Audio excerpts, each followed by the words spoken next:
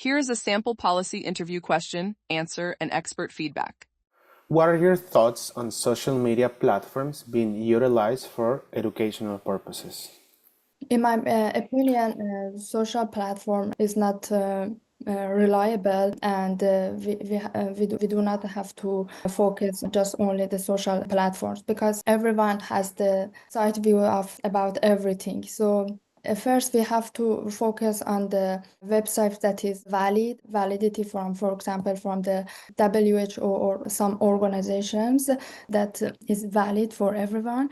And also, for example, some people, they don't have the knowledge about everything and they share misunderstood or mistake about the information. And so it's better to stay up to date in the websites or books, or we can ask about the knowledgeable person, for example, the senior physicians or professors that we can help us about the to study or something like that.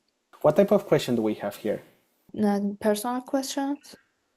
This is a tricky question because it looks like a personal question as it is asking for exactly. I know that policy questions sometimes are tricky as sometimes they start with what are your thoughts, what are your views, what is your stance, and then they proceed to talk about an issue that impacts society. When that happens, it's a policy question, and it's better to approach those questions as policy question.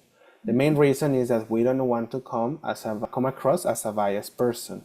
So you don't want to answer this based on your opinion, which is one of the main tags that I mark here in this question. You start with "in my opinion."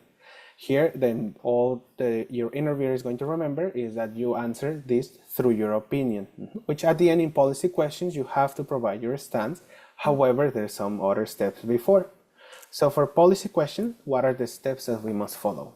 So we have to the statement of the policy, and then we have to the 2 or 3 advantages, and then following but 2 or 3 disadvantages, and then after we have to say our opinion, and if we agree, so we have to modify the cons, or if we disagree, we have to modify the pros. Yes, so yeah, we always start with the awareness of the situation. In this case, for example, social media is becoming, more common in regular life, and it's impacting also education. There's many platforms or something like about as much information as you know about the issue.